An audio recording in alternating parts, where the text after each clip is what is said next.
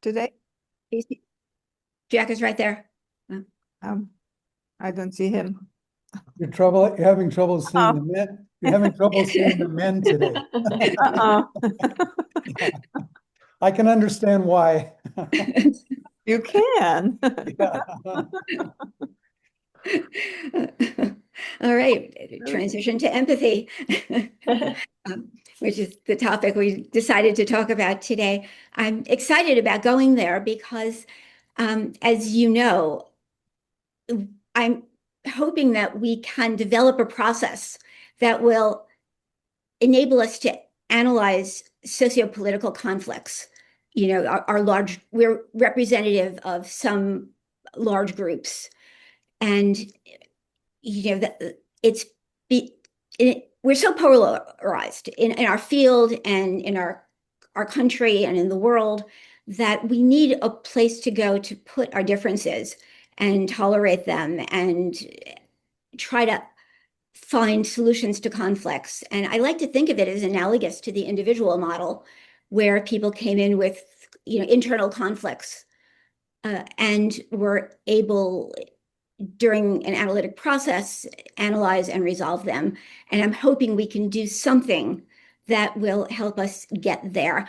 I'm excited to talk about empathy because I think we need to focus on that before we can actually go into depth about our profound religious and political differences. What does it mean to empathize with another person? I tried looking up some definitions and they're all over the place. This cognitive empathy, understanding where you're coming from. There's emotional empathy, feeling with, feeling into, sharing where, what I think you believe. There's the Heinz Kohut's empathy and couples therapy, empathy, repeating back what your partner is saying before you argue with them. But it's fine if I believe the sky is green, you can say, okay, sure, you believe the sky is green. It doesn't affect you. It doesn't mean anything. But if I say your people are abusing children, and I'm using that example from the APSA listserv because they're talking about medical intervention for transgender kids. And, I hear both sides. They're being very polite right now, but I've heard this discussion in multiple arenas where each side thinks the other side is abusing children. Where's empathy? How do you go deeper in situations like that? So I don't know, I'm just throwing it out and let's see where we go from here.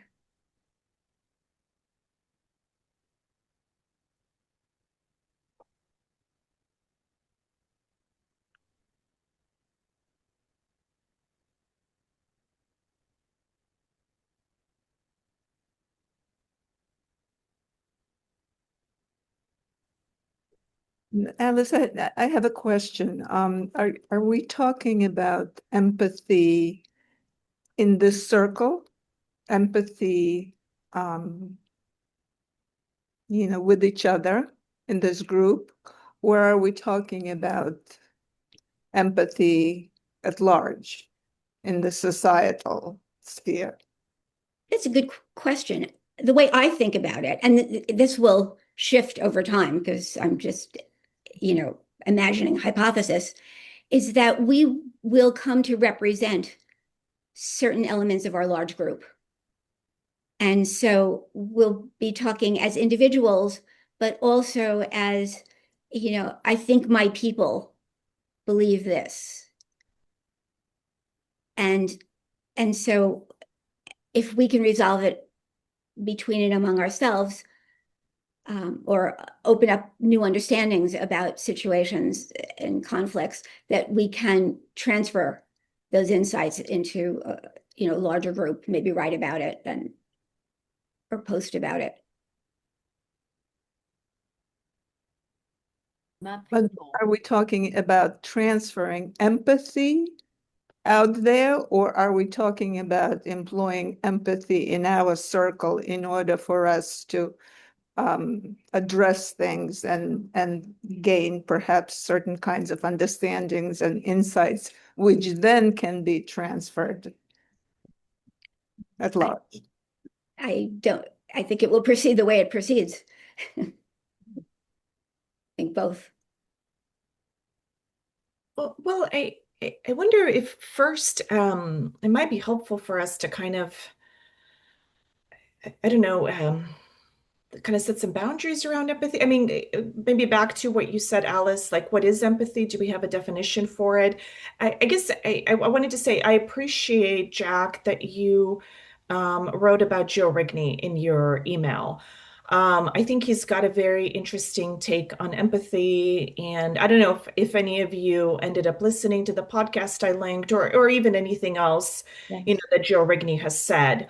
I did recently read his rebuttal. I believe it was in the American Reformer, and the rebuttal was to Hillary Clinton's essay on empathy in the Atlantic. And I like Joe Rigney. I think he's an interesting thinker.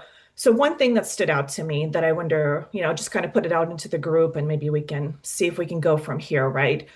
That sort of empathy is not particularly useful to us, possibly even harmful, if it's not oriented towards what is the good, the true, the beautiful. So I'll just kind of put that premise out there, right? That empathy ought to be oriented towards the good, the true, the beautiful, if we're to do something with it, if it's to be, as I kind of think about it or understand his words, to be a pro-social experience rather than an antisocial one. What I found provocative about his thesis and his book is that clearly having a kind of common moral frame is important in terms of defining that. But the way he was defining the moral frame was his interpretation of the Bible. And that I hear him saying that, well, he would rather have the Bible than the Constitution.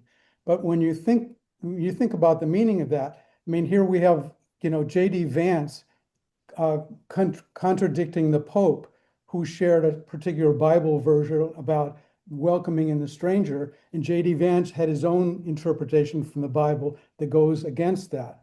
So there's something about who gets to define what's the good and who gets to define what is moral, and to maybe share what our moral frame is as a way to start.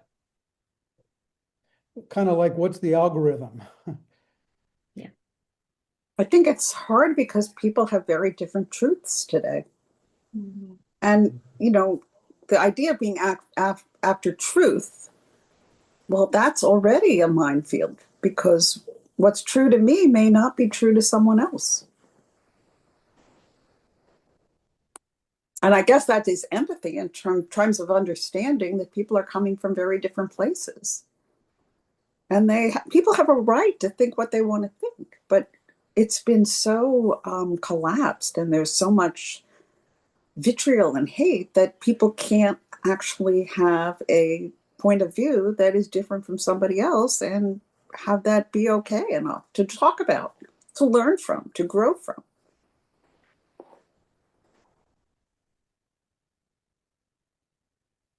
I mean, I think it might be helpful to be very much more specific about, there's more than 70,000 people in prisons right now, most of whom their main crime was wanting to be in America.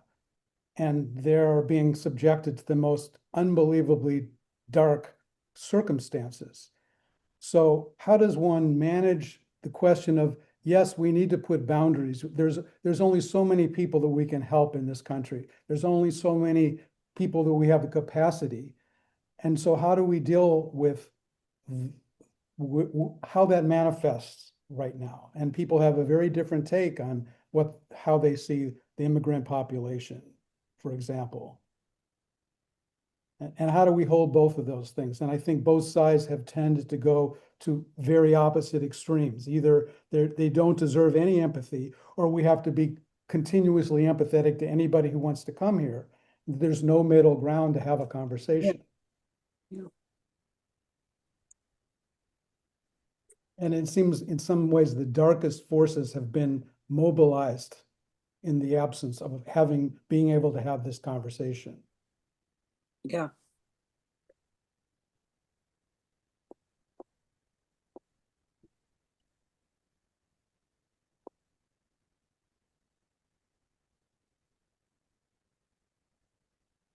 Yeah, I don't know what's happened, why we seem to have lost the ability to have conversations about these things. Seems to me I used to be able to have good conversations between Democrats and Republicans, Mhm. and now you can't. Even if I try to, repeat back on Facebook what another person is saying, somebody else will say, Alice, are you one of those? Mhm. As if just by trying to understand where they're coming from, I've merged with them and become Mhm. Yeah. those evil people. It,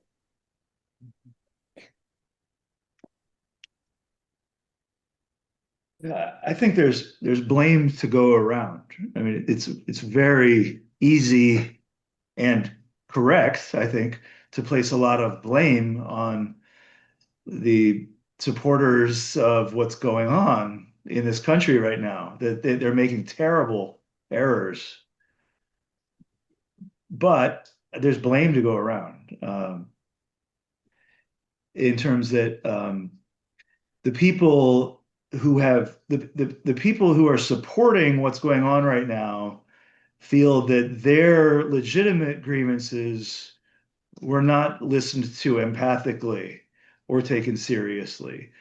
The feeling that the country was being, basically that there was, I remember 10, 15 years ago, there was talk among, people on the left that, well, we have to deal with all these conservative people now, but give it 30 years and this will be a majority minority country, and then we can start ignoring them and they're never going to win an election again. I mean, that was a thing that people would say. I'm not saying it's the great replacement theory or something, but that was in the air, and it was an insult against people who now are like, all right, well, if it's a existential thing that they're going to lose the country, then they'll sink to any depth to preserve their country. And I don't know, everything I say, I'm so concerned about being misperceived or saying the wrong thing, or who's going to watch this video, or is AI going to steal my face, or I mean, there's no depth to the anxiety of speaking about things right now. Well, I mean, following up on that, what would you do with a patient who came in with such an internal conflict?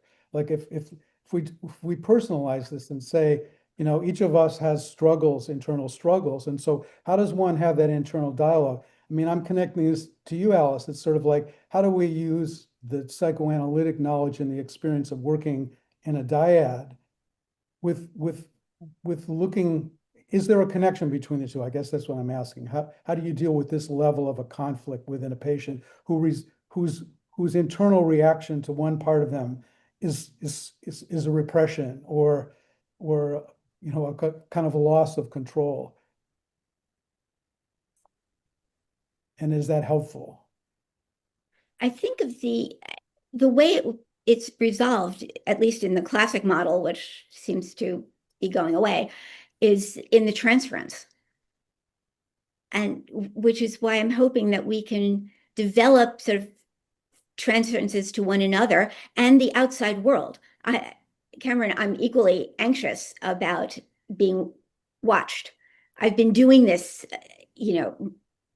for a while, so I'm getting a little more comfortable with it, but it's still very scary. Mhm. And people do react to me in all sorts of powerful ways. Some are accurate observations, which is creepy, and some are, completely distorted. And then, even when I talk, I find myself, I know some of you very well, Luba. We've known each other since we were puppies. Mhm. Others, it's just been, a year or two, and then there's people watching from APSA who sort of know me, sort of don't. And then there's random people on YouTube who are going to think their own thoughts. And when I speak, I find myself wondering, who am I talking to? I can't even quite picture, the human connection that I would like to make when there's, 100 people who know me from very different perspectives. That's a different kind of transference that didn't exist before this medium. Mhm. So, Well, that's part of the problem is that we're talking to the who knows where, and there is no transfer. There isn't a real transference in terms of who are you talking to? When you're talking to the vast world, what is the transference? Say more about that, Michelle. yeah. Oh, in order for a countertransference matrix to exist, you have to have two people. So we have each other, but who are we talking to in the outside world? We don't even know who we're talking to. And when they see it, they're not talking to us either, so we don't get the reaction. That's one of the problems with listservs and things like that, is that you don't realize you're talking to somebody and having a visceral effect on them. So when that is not there, then anything goes and horrible things can be said without talk about loss of empathy. That's happened. But I think this goes back to Lupa's question about who are we talking about, our circle or the circle outside? And I feel like there's plenty of transference just within us. Oh, sure. Yeah. I'll tell you, it helps me understand the problem of leaders. As people look up to leaders and say, oh, he's a good guy, he's a bad guy, he did this wrong, he did that wrong. But when I put myself in the position of talking to a lot of people, all of whom know me in a different way and have different, fantasies about me, or, there's some people who are immersed in trying to, bring me down, and other people who don't care at all or have no clue who I am. And I'm trying to talk to all of them at the same time, and deal with the feelings that emerge from it. I can't imagine how people do that. How political leaders do that, how religious leaders do that.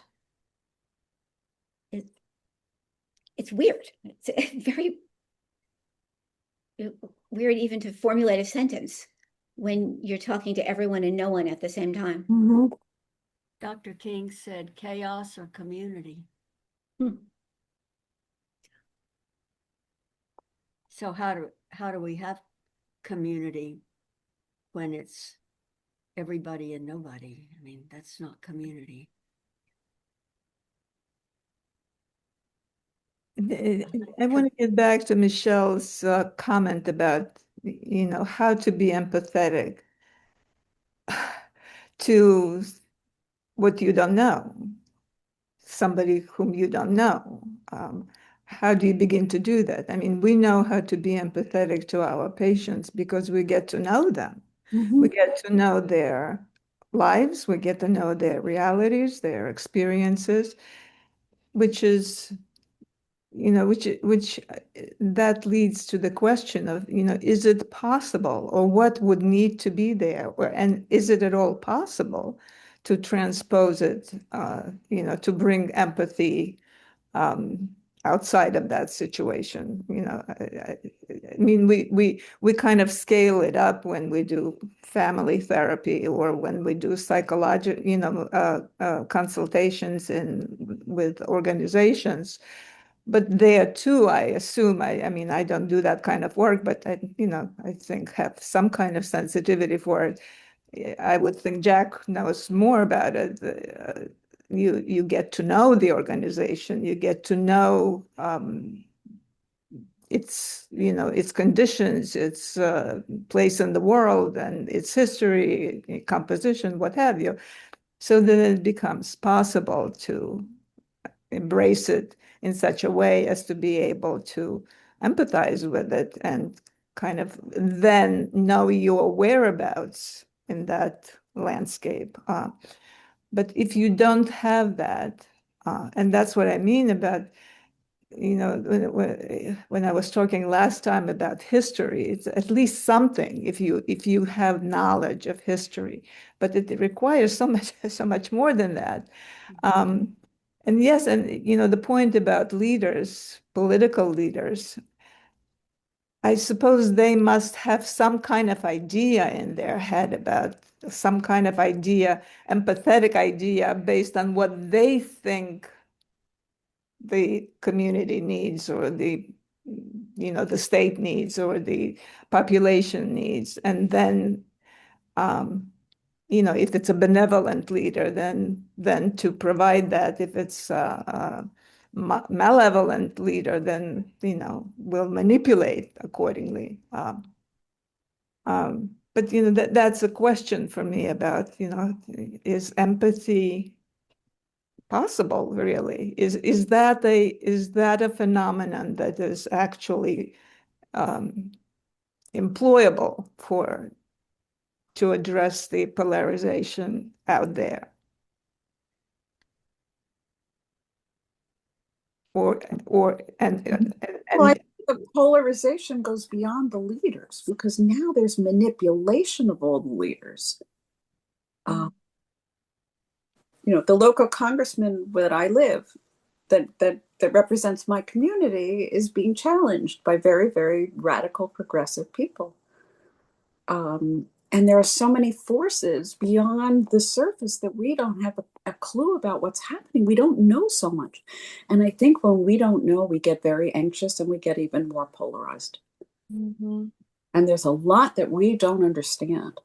We get the basic and it's just horrible. But there are many, many factors contributing to this beyond what we can even make sense of. That makes it so difficult.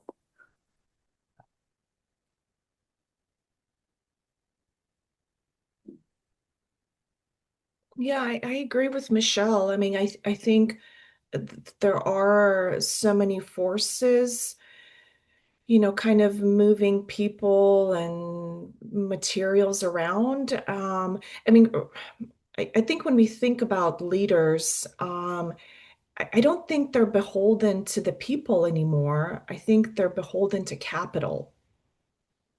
I think capital is what controls everything, in a, I don't know, you could be living in a small town in the Midwest and all of a sudden the factory that, most of the town worked for closes because it gets offshored because it's cheaper to produce, whatever was being produced at that fact, it's cheaper to do it overseas somewhere, right? So I do agree, Michelle. I think it inherently creates an anxiety for people that there's really nothing solid.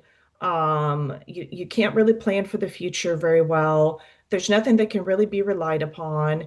So it actually makes sense to me that people would take up whatever their belief system is, and that becomes the new kind of solid ground or foundation or tribal identity. It's wrapped in the breach, though. It isn't something that happens over time in an organic way. Right. And that's very dangerous. I agree. I agree. It doesn't happen in an organic way. I think one of my favorite people that I follow online is Nick Land, who, is a philosopher, talks a lot about artificial intelligence, technology. He has this sort of term, technocapital singularity. But one of his points that he made around the fear of AI, of artificial intelligence, he said it's already happened. Capitalism is our artificial intelligence.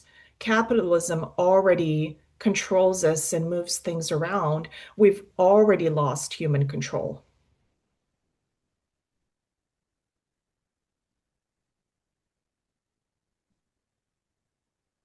So anyway, yeah, to your point, Michelle, I don't think it's organic. I think people grab for what they can in that breach because I think we all sense that we've lost control.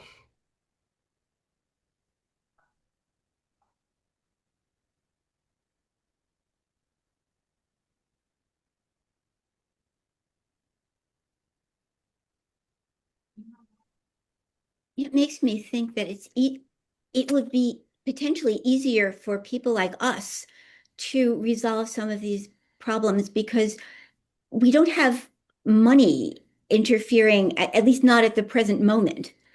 When somebody starts buying us to say something they want us to say, we'll be in trouble. But, political leaders, they have to have the support of a lot of people and a lot of wealthy people. And you wind up compromising so that you can seduce the money from the wealthy people. And so you say things that a certain subgroup of people want to hear. And then the other side, he says rich people are bad. And, and so there's that uprising. And, I think if we can get a grassroots movement to just look at the ideas and the humanity of and the philosophical problem. Katrina, you talked about, the good, the true, and the beautiful. If we can start looking there rather than, your people belong back in Nicaragua. No, they don't. That it's what's right, what's true, what's good for our country, what's good for people, what's good is a whole other question. But I think if starting here, we might actually have more power than supporting people who've already been compromised and see only out of one eye. I think if we want to find good, true, and beautiful, we could go back, we could look, I mean, not go back, but we can look to the way things were 40 years ago, say when Ronald Reagan was president. I think things were more good, more true, and more beautiful then than they are now in America. To be an American, to be on opposite sides of a political debate, or take Jimmy Carter. You could say Jimmy Carter or Ronald Reagan. Yeah, say that. And then I was going to say one other thing. Like the first place I heard of kind of Alice's ideas of using discussion to try to resolve intractable conflict was my experience with Lord Alderdice, the psychoanalyst in Northern Ireland, and using a lot of these kinds of ideas to try to get the Protestants and the Catholics in Northern Ireland to sit in the same room. And we have an advantage in this country that they didn't have in Northern Ireland. In Northern Ireland, the Catholics and the Protestants aren't part of the same collective identity of being Northern Irish. They're Protestants, they're Catholics. If we look at the way we are now in this country and compare it to how it was under Reagan or Carter, at those presidential debates back then, it was assumed that everybody talking was an American. We were all, and it was like a family. You have your more traditional, your more religious, your more conservative family member. You have your, open-hearted, free-minded, more liberal sister. And we were all part of like an extended family. And whatever happened to that? I mean, we're not the Catholics and the Protestants. We're Americans, right? What do you think happened to that, Cameron? I mean, I think, I mean, honestly, off the top of my head, social media, algorithms. But before that, I mean, I read Al Franken's books when I was a teenager. Like, I don't know, the cable news didn't help. The polarization of cable news, the Fox News, MSNBC. Before that, Rush Limbaugh. I really don't think Rush Limbaugh was particularly healthy for good, honest discourse and everything that kind of fed into. I mean, Reagan became president before Rush Limbaugh, so it's not like conservatism didn't have it's not like conservatism needed the biggest megaphone in the world on thousands and thousands of channels to get elected leaders. I mean, Reagan, Nixon, Ford. I mean, uh, it's kind of like one thing leads to another, leads to another, leads to another. I don't think Fox News was good for the soul of this country.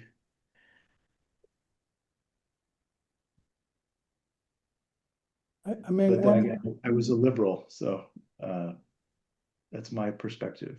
Mhm. I'm wondering if we can make a connection between what psychically the function of creating an other is and what politically the function of creating an other is, which clearly has something to do with there's an advantage to creating an other.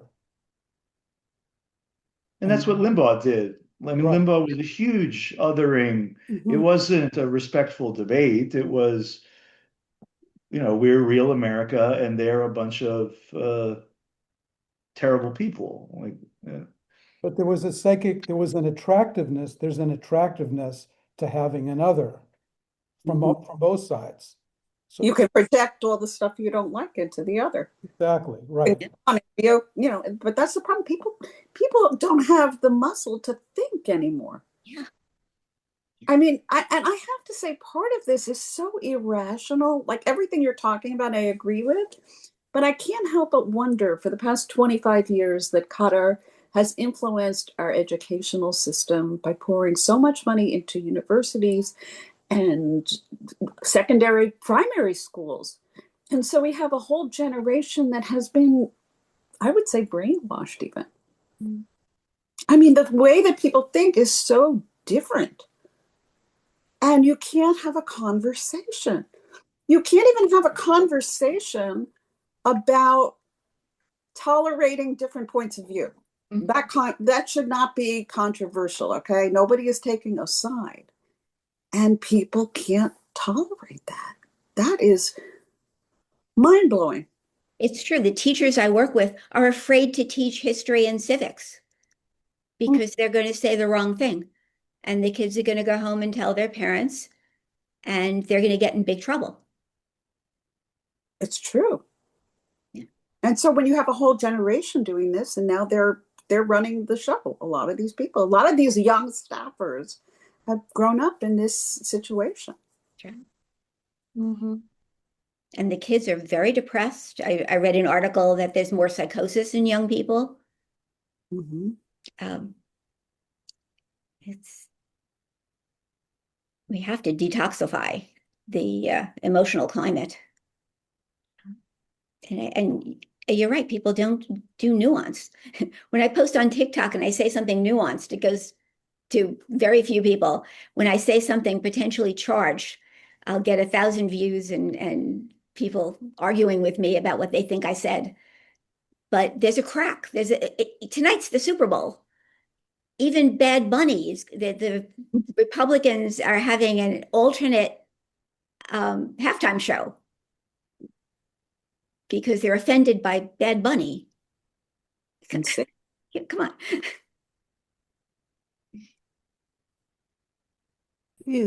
Going back to Jack's point about the othering and Cameron's timing, sort of the change, with the Reagan era.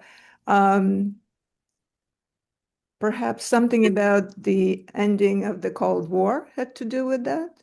There was a common enemy out there that held us all together, us, and that was a kind of a profound change, which is, it's kind of interesting to think about the role of the other, the need of the other, the necessity of the other.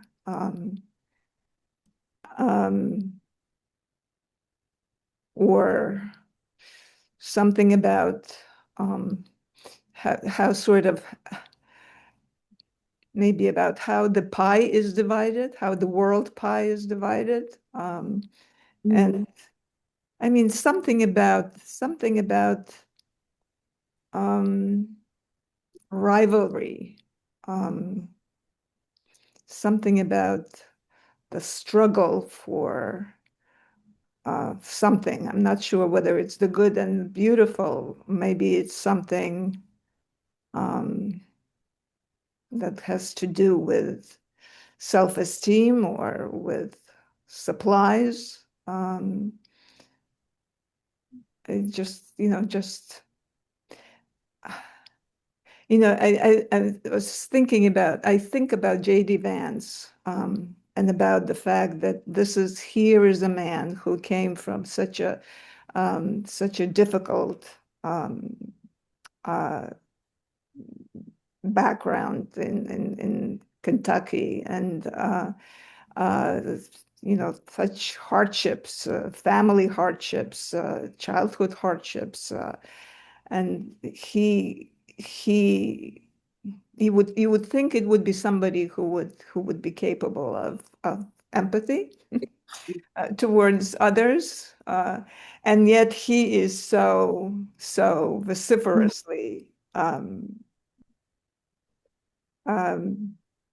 unwilling to be to be kind and considerate and empathetic to others, um, and so it's it sort of feels that rather than being capable of resonating with the need of the other, it's some kind of a struggle for, if I couldn't have it, then you shouldn't have it, and Mhm. if I couldn't have it, then why, then why should you have it? Something along those lines. So I think on the one hand, Katrina says the good, the true, the beautiful. Heidegger would say that's a representational perspective on truth, Mm. which I'm I'm against that, but that's another story. But the other perspective is just power. And there's been kind of a dialogue for many years, way preceding our generations. I'm an older generation, but way preceding Reagan, Carter, so on, and way preceding the end of the Cold War, but sort of more related to that, in that the power point of view was, on the one hand, communism, fascism, democracy. Those were powerful values that had to do with power. And I think right now, what I see what I'm hearing actually in this conversation right now is on kind of a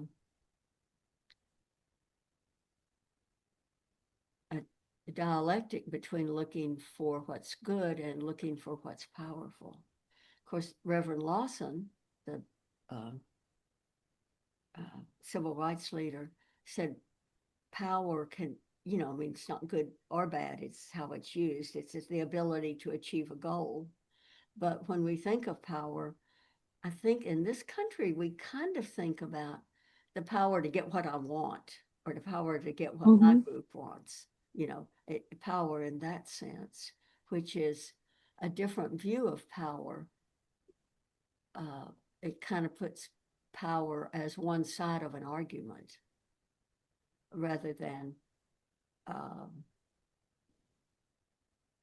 the power to achieve a goal and then talk about what the goal is. And Katrina talks about capitalism already ruling things. Reverend Lawson talked about plantation capitalism. That was one of the four evils in America, was plantation capitalism, which, gave an advantage to one group, one identity over another identity. And I think that's kind of how we're seeing power now. And so therefore it is a fight. Who is more powerful?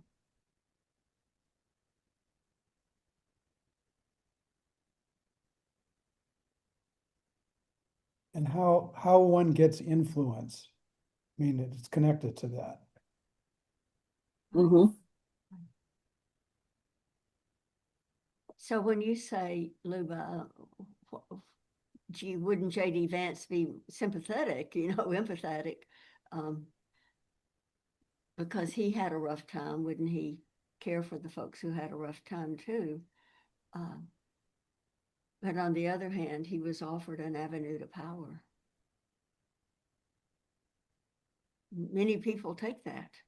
I was just stunned to see the identities of the two ICE officers who fired the weapons at Alex Pretty. They were Hispanic. Yeah. I was like, wow. Mm.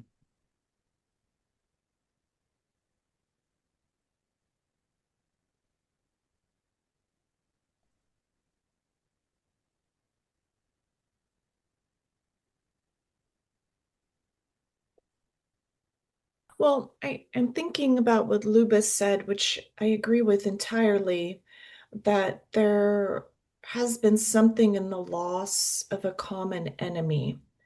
And now the enemy, the other, as Jack would say, is within the gates. It used to be without, right? And we could all kind of mobilize behind, yeah, communism is the opposite of the good, the true, and beautiful, right? It's bad, it's ugly, it's ultimately untrue, maybe, or however because there's the other side of the coin to everything, right? And if you're going to have the good, then out there you must have the bad or the not good, right? So I think for a long time this country could mobilize behind. We have these, the kind of during the World War II period, we have fascism as an enemy out there, then we have communism as an enemy out there, and maybe having vanquished both those enemies, now we're fighting with each other. It's a house divided. There is. It's very frightening. Yeah. I was thinking, sort of being relieved that we're not going to talk about Israel, Palestine, thinking about, oh, that goes so deep, that's so difficult. And then realizing, well, wait a second, what's going on in this country is no small thing either. And it could turn really, really dark, really even more dark really quickly. It's almost like we want to export, well, there's where the real unresolvable conflict is. Yeah. Is again, another other. That's Well, very my favorite saying is, I have Togo. I have met the enemy and he is us, Yeah. It's so scary for us to own those conflicts and share them with people who may feel differently. I don't want to, be impacted to that extent, and I don't want to hurt anybody else. Whether it's a religious Muslim, Jew, Christian, an atheist, I have my own feelings about, Israel and Palestine and Gaza. I don't want to go there. But then if we don't, we're going to stay with our tribe and vote for people who will go there for us and do our dirty work for us. And then we can cheer them on or try to bring them down. But we still don't have to really take responsibility for how we feel in relation to other human beings. We can talk in cyberspace. Those people are bad. That's the layers of defensiveness make it okay to do that. But, to question somebody that you like, that you want to like you, you're looking in the eye and say, your thoughts or your behaviors really trouble me. That's hard. Very hard. Because also, I don't think you're going to get anywhere by saying that. That's the problem. It's like pre-verbal stuff almost. You can't talk to people. And I also feel like I can't be totally honest about how I feel. Because you hear what people say about people with different ideas. So I'm mostly a listener. Mm-hmm. It's an easier place to be. Yeah. But I mean, in terms of speaking out, you have to speak out in a way where it can be resonant and it can be heard. That's to me is the biggest problem.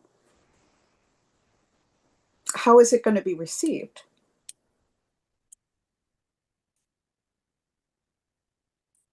But I think, again, I think it goes back to what you were saying in the beginning about, knowing who you are talking to, which means knowing something about who they are and where they're from and how what brings them to this.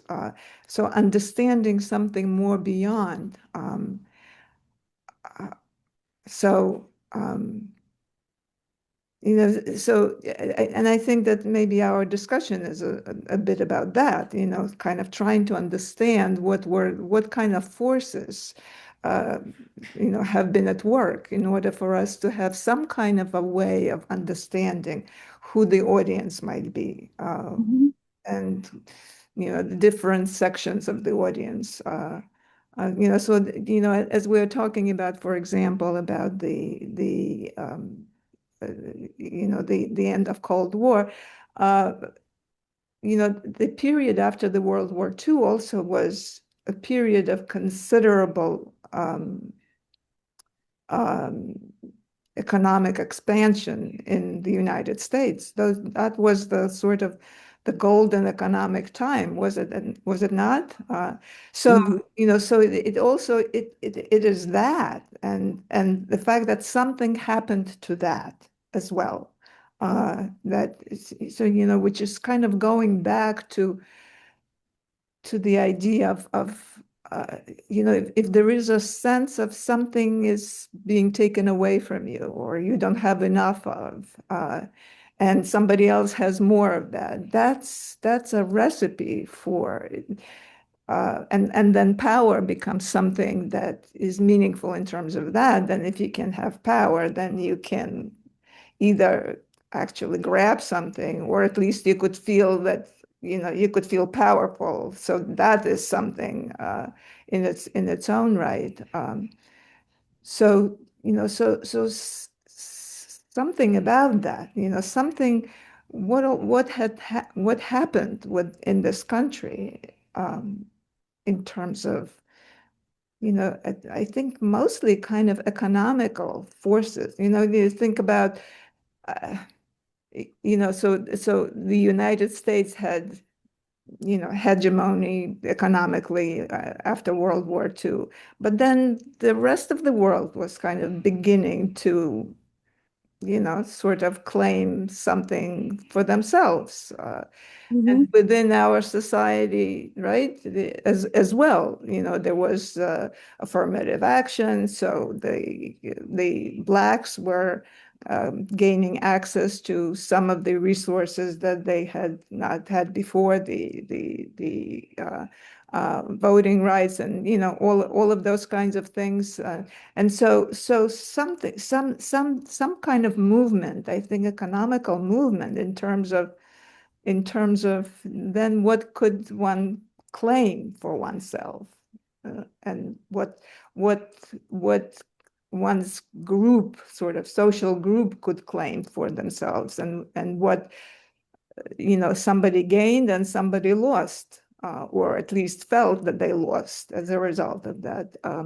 And women are getting a bit more. Right. Another. Well, getting most, but also kind of changing the social fabric and, in the family fabric in a way. And so I think those are, I sort of, I come back, I, I have this sense, this foundation in a neuropsychoanalytic idea about the homeostasis, the well-being of the self, and that this is the bedrock. This is true for everybody. This is what matters the most to all of us, everybody. And so how conditions, change the opportunities for that and the supplies for that and the resources for that, is I think it's that kind of economic factor. This was one of the I think last metapsychological vectors for Freud was the economic vector, but I think it's actually very important and kind of undeniable.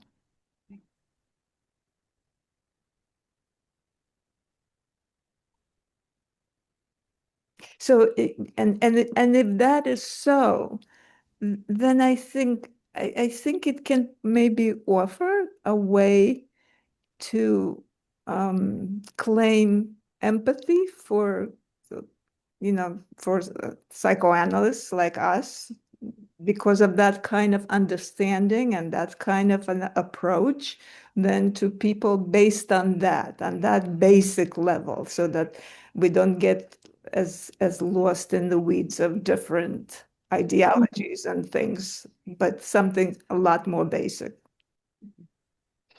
So, Luba, yeah, I mean, I think I'm agreeing with you. I think if I'm hearing you right, you're saying that when there's an atmosphere, a period of abundance, it's much easier to have empathy and kindness, right?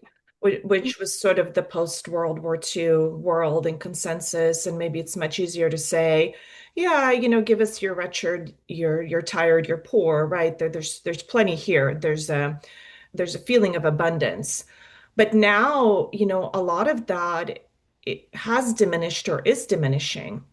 I mean, the cost of living is astronomical for young people to get started, building their own household, their own families. I mean, just a minor thing, like even car insurance. I was talking with a friend about this whose teenage son started driving. I mean, car insurance for a teenage boy I mean, it's just astronomical. It's just crazy, so I think people are really feeling the squeeze, and I think they also don't want to compete with people who are not here legally. They don't want to compete for jobs and for resources. So, as some of you know, and thank you, Michelle, for reaching out and offering me sympathy or empathy. We had a big ice storm here in Middle Tennessee, and it really hit the Nashville area. I mean, it was really bad. Yeah. People were without electricity in Nashville. 200,000+ people were without electricity for days. And so, of course, all of this hit the folks who were not as well off. I fortunately had family, all kinds of family to stay with when my electricity was off.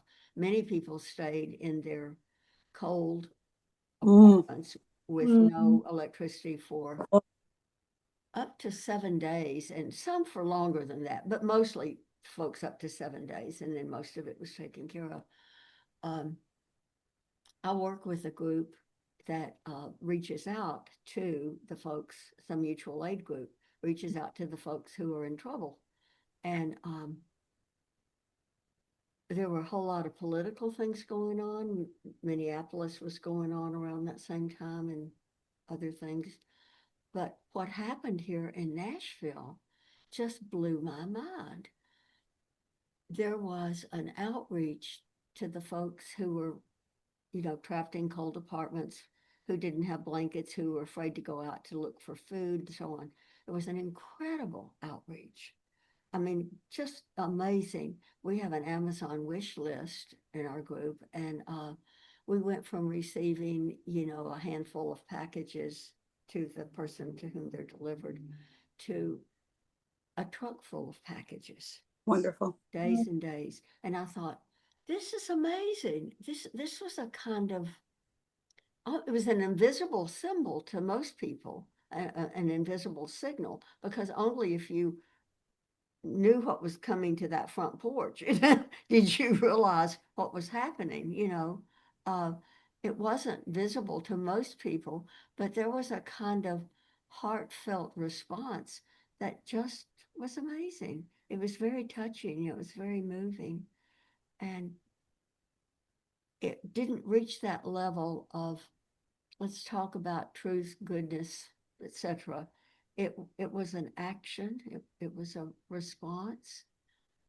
It's still going on to some extent. I expect it'll cool down, now that the emergency's over. But that happens a lot of times, Mhm. there's a hurricane, when there's a flood, you know, and And it brings people together. yeah, so People forget their differences.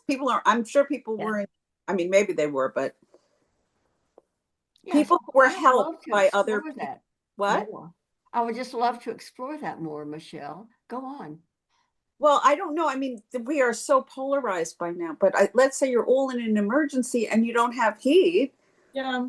kind of the other, you would hope. And I mean, I don't have much hope for people today and what's going on. I'm very depressed about it. But it sounds from this story that, in some kind of a situation like that, also, in hospitals, where we're, I worked in pediatric cancer before my first job. And you see people with a similar, it's a different war that they're in. Yeah. Mm-hmm. Yeah. How does that go? How does that How come don't, how can, maybe I'm being overly idealistic, but we're in this war. We're in this huge war. It's not about sides anymore. It is, but let's say if it's bad enough and we're talking about our survival, then kind of we do need each other. We live in the same country. Yeah.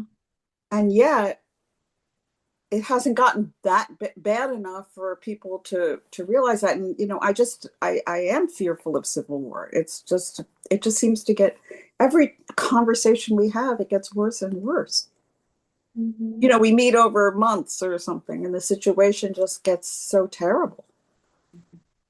I mean, I wonder when the homeostasis is broken, if at the core of this, there's like an annihilation anxiety that's really driven at the most basic place. That's the most primitive feeling, I think, that's driving a lot of the struggle.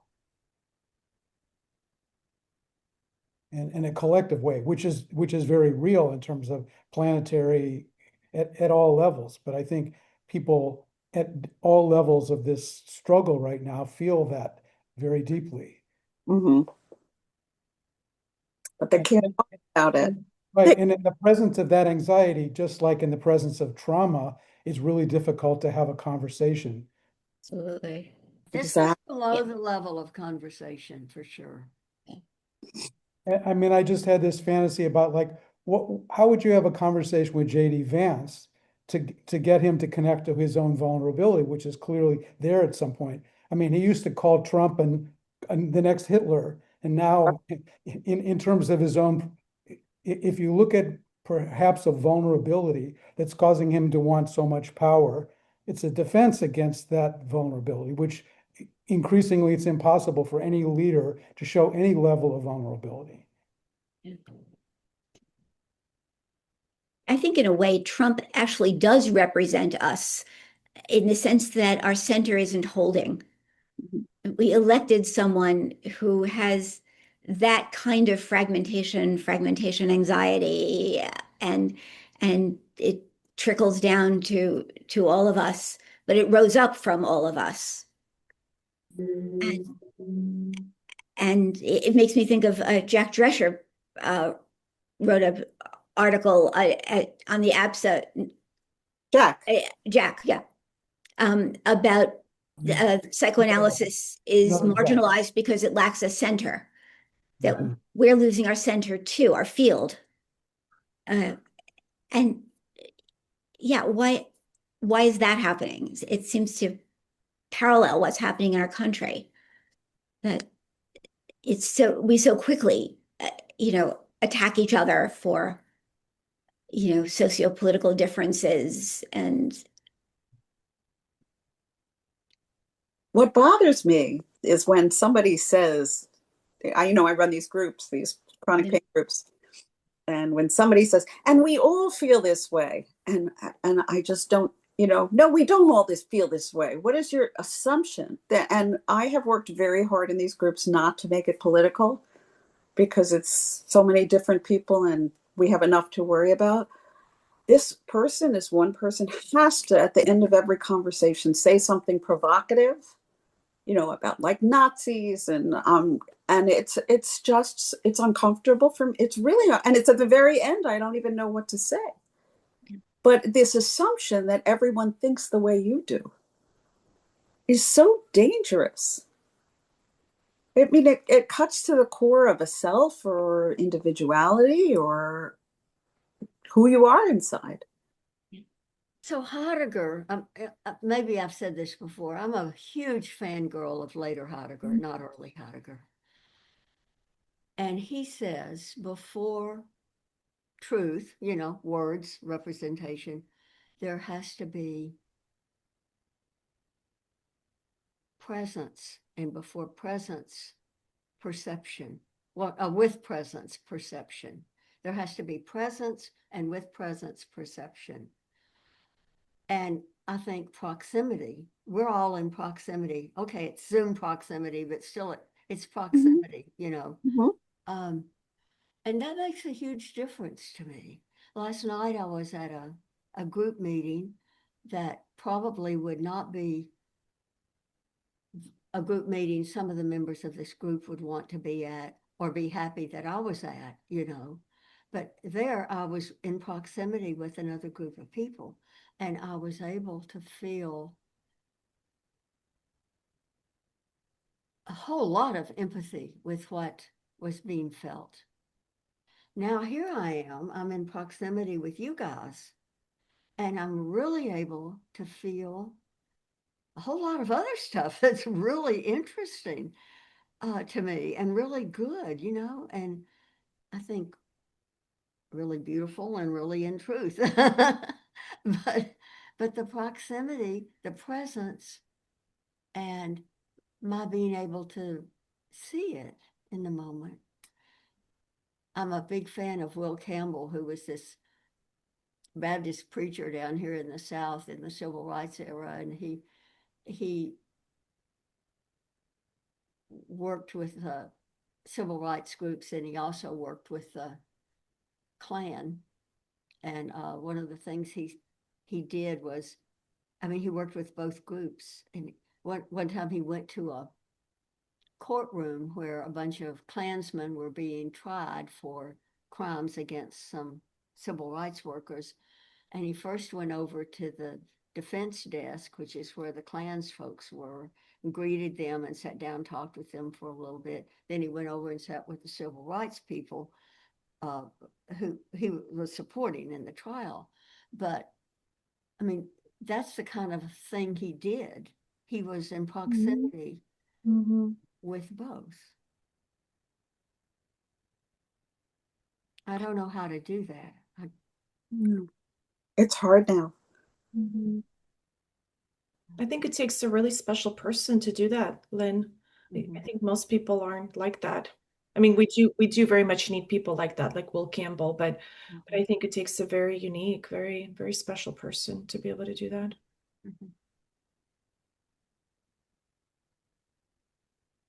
Well, when I think I told you all this one time, it's kind of a funny story, but when Heidegger got back with Hannah Arendt in the 1950s, she went back over to Germany to do some research, and they met up at the hotel room where she was staying, and he knocked on her door, and she opened the door to let him in, and he said, "I have come to turn myself in."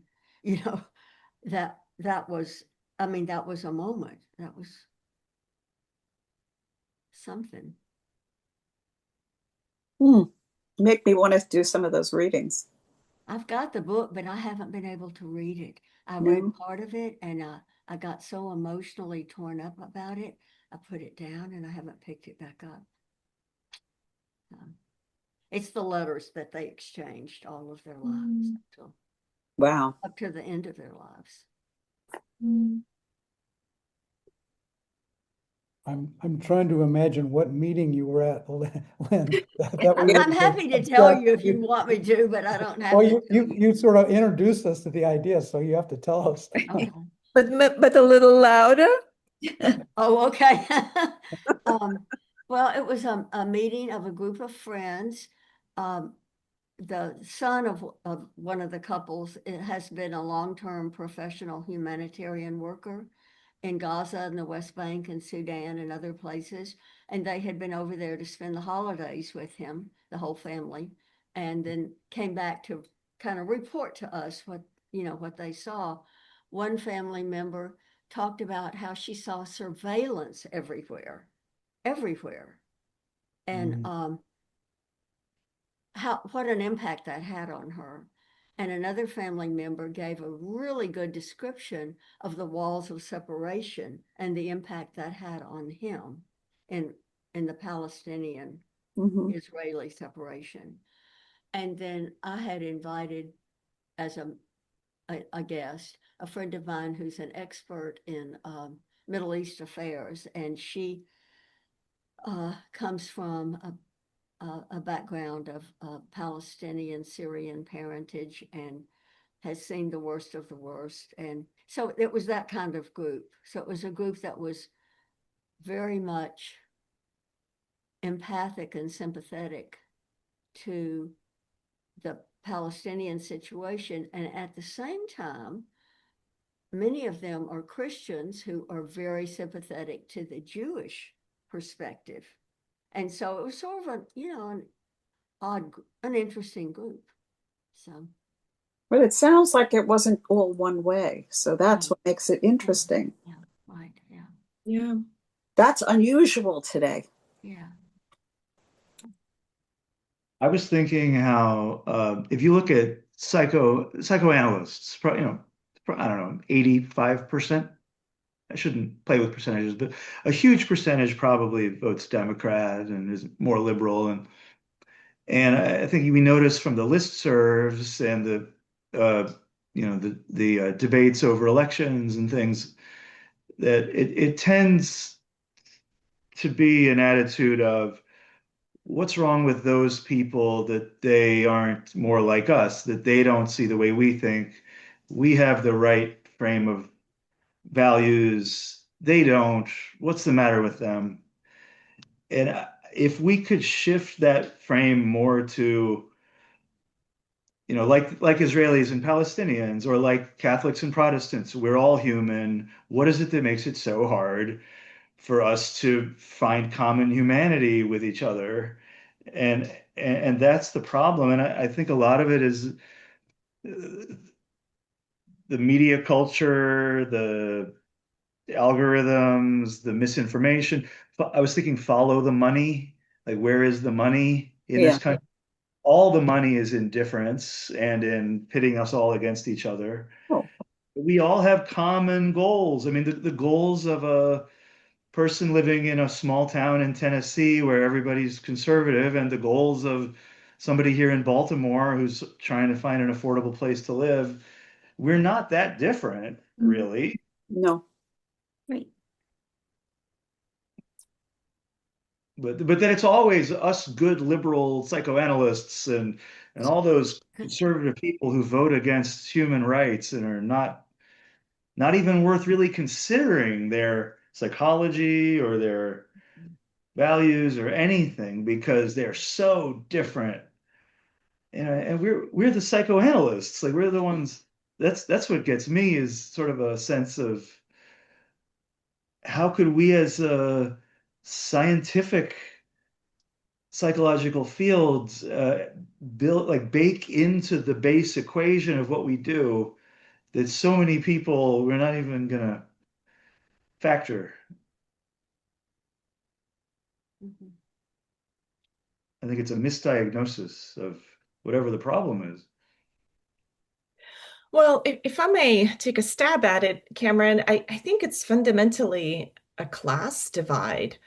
I think the psychoanalysts are part of this sort of upper professional echelon, and obviously not us here. I'm not casting judgment on anybody here, but I think as a group in general, there's a tendency to look down on the lower classes and on the working people, to see them, even books like White Rule Rage, to see them as kind of hopelessly bigoted and ignorant, and they just ought to be educated out of their retrograde positions.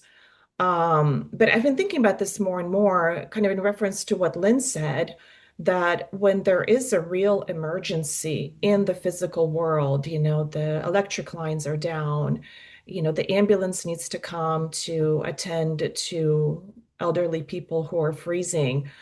I guarantee you 90% plus of those people are Trump supporters. I mean, the linemen, the grunt work, all of that Mm-hmm. physical in the physical labor, I'm sorry, labor in the physical world. Those are all, I mean, the vast majority of those people are conservative. I'd agree with that. Yeah. Yeah. And it's like the sort of privileged class looks down on those people laboring in the physical world that they depend on. If we don't have those guys doing what they do, none of us can sit here and wax high-mindedly about what is the good, the true, the beautiful. Well, and that underclass also includes a significant number of people here without papers. That's true also. True also. Yeah. Yeah. I don't disagree. Yeah, they're the nannies, the landscapers, the bus boys, right? Yeah, The home dishwasher. health, the home A lot, health. and a lot of them come from very traditional Catholic or Yeah, Christian they do. Yeah. uh, Yeah. cultures, Yeah. ironically. It's very true here in Texas. There's a huge Hispanic Catholic population of various, whether they're first generation or multiple generations in Texas. And I think it may have been on that basis that many of the Hispanics voted for Trump, which, now they are facing this kind of racist persecution in a way. So they're changing their minds about it. But I mean, what we're talking about, I think, is people. We're all Americans, but people are living different lives. Mm-hmm. Yes, we're sort of under the same flag and under the same umbrella and under the same some kind of idea about the nation, about the country, but lives in themselves are very, very different. And I reacted to a couple of the vignettes from Michelle and Len. That sort of it had, maybe I could call it psychoanalytic sort of reactions in me about the patient who at the end says we all think the same. Um, the need the need to belong, the need to so the idea so here is somebody who is speaking about not having had enough of that, right? Presumably, that's what would one think. Mm. And when Lynn spoke about the couple of the reactions, one of the about the surveillance, for example, is the overtaking, the being watched by somebody, which doesn't allow you to kind of to be with yourself, to face yourself, or to be true to yourself, or what have you. And the walls that you were talking about also is a the kind of a separation and isolation. I mean, on that kind of on that granular emotional level. I mean, those are such significant things, such important things. And then the kind of lives that people live, the opportunities that they have for that, or the opportunities that they miss for that, how that affects and how that shapes them. You know, Us. As we approach the close of this meeting, I find myself thinking that we are all agreeing with each other about the fact that we don't all agree with each other. But there is that kind of we all think alike Mhm. to some extent anyway. feeling here. When maybe we want to have like a frame that holds us holds us. Yeah. Yeah. because we don't have it Yeah. and we can't talk freely. That's right. There are areas that's like such a need. Yeah. But I'm just sort of calling our attention to it to see where we can go from here. Can we go more into our personal differences, our political group differences in coming meetings and tolerate that, given that I think we have a pretty solid alliance Mm-hmm. and ability to empathize with one another's differences. And Well, we've gotten to know each other. yeah. So we see it in many more dimensions. It's not a binary choice at all. Right. When something becomes a binary choice, that's not a choice. It's not even thinking. There's no thinking. Right. It's a sporting match. My team is going to win because I'm better. And sprinkle a little courage on top of all of that. I want to become powerful by virtue of being good, true, and beautiful. Develop money not required. I love that, Alice. I love that. Well, and also to what Lynn was saying earlier, that the people who were helping out those, suffering in Nashville, they were living the good, the true, the beautiful, right?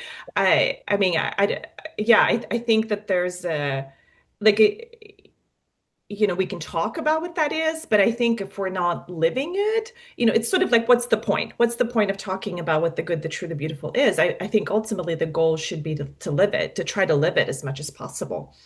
So I liked what you shared, Lynn, to that, because to that end. Yeah, a lot of my conservative friends will say, they've been in the military, they've been in the police force, they're boots on the ground, and they look at the liberals in their ivory towers using big words and thinking they're superior. Mm-hmm.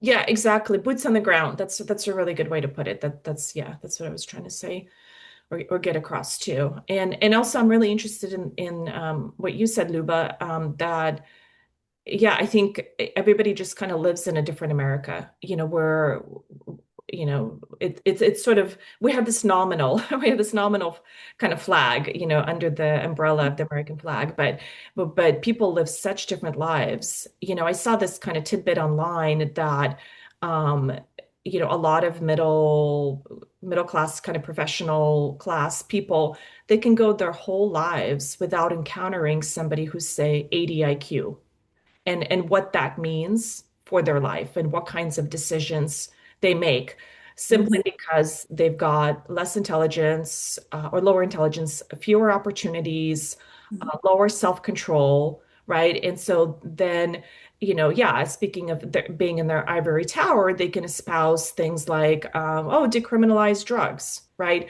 But then that wrecks the lives of the people who just aren't, or legalize gambling, but that wrecks those people who just don't have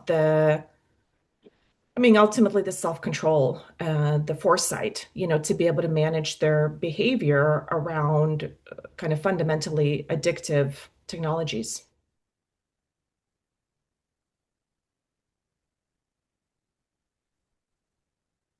I wanted to bring it back to the analytic community.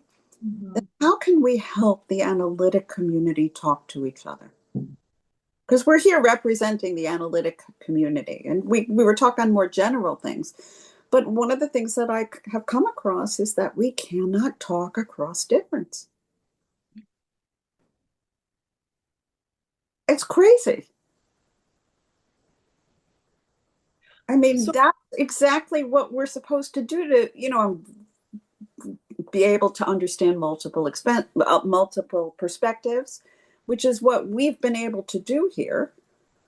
And yet, and if you follow listservs or you follow all the stuff that's going on right now, you can't. There is no talking about difference. People are, and you can tell before somebody writes who the person is, you can tell what they're going to say. You don't even have to read it even. And so to me, it's like we're poorer for it. Well, also, I think there's no emailing around it. I think that there's a choice in the medium that I think limits the capacity to hold complexity also. I agree. Yeah. Well, sure, but I spend an embarrassingly large amount of time on X, Twitter, and that's a written medium, and people disagree with each other all the time, you know. It can actually be really stimulating, you know, barbs fly back and forth, like especially if you're following interesting people, they'll have people in the replies, you know, Mhm. saying something more complex or disagreeing, or it can be really lively in that way.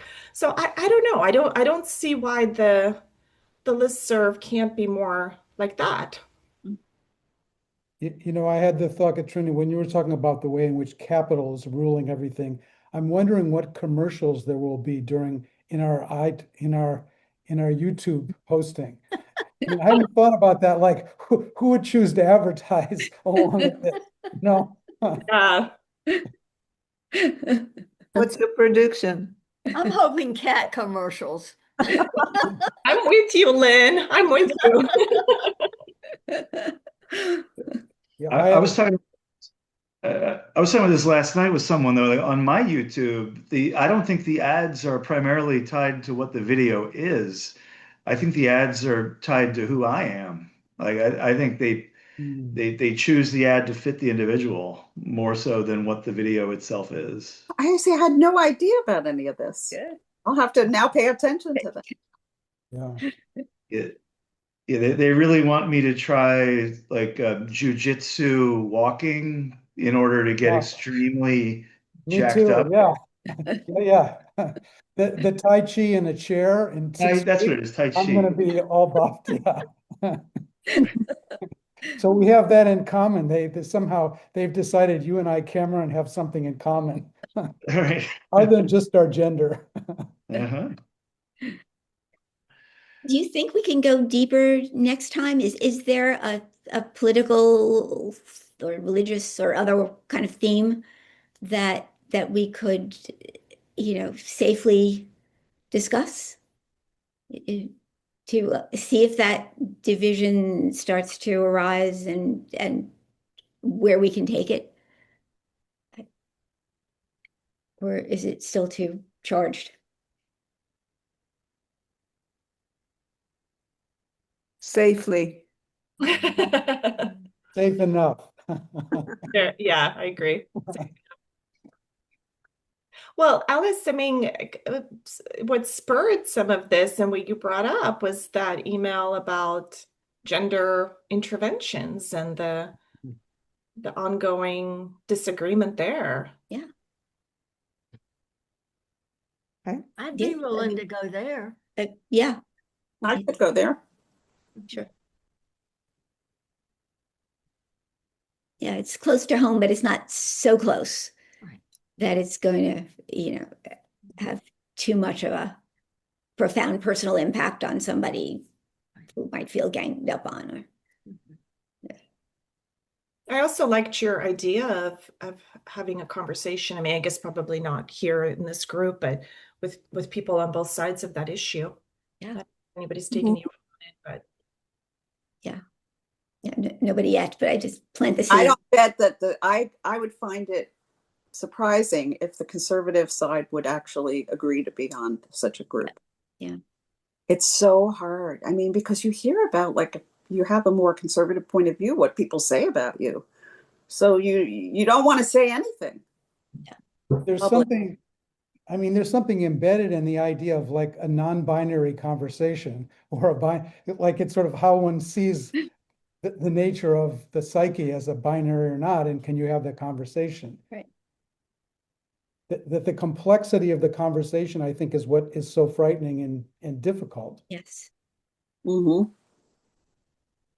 A non-binary conversation. We could Okay. talk about Bad Bunny.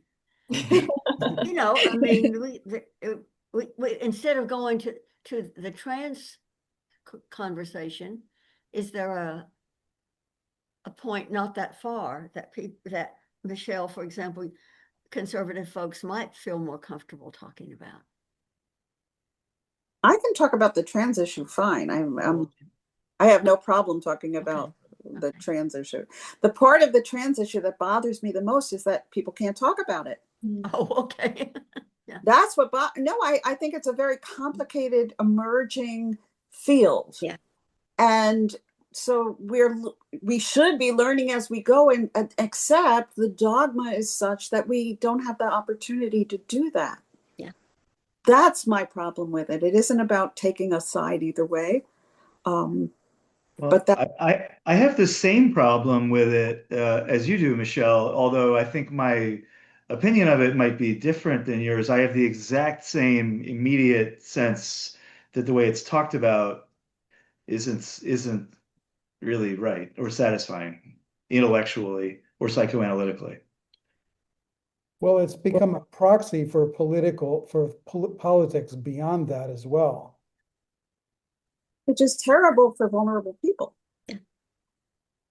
I think it's symbolic of some deeper rifts and, even some deeper spiritual crises that I think the entire West is experiencing. As Alice mentioned way back in a few meetings back, we're talking about sex. Now, is there a more powerful thing to talk about? Yeah. Right. Yeah. Yes, that's right. And if it was anything that wasn't related to sexuality, it wouldn't be like this. But whenever sex gets in the picture, Yeah. it happens. Yeah. Very good point. Yep. All right. So unless something changes, let's, email about another date and keep this topic in mind as something, as a place where we can go next time. All right. Okay. Thank you. Thank Good to see you. you all today. Good to see you all. Okay, Bye-bye. bye.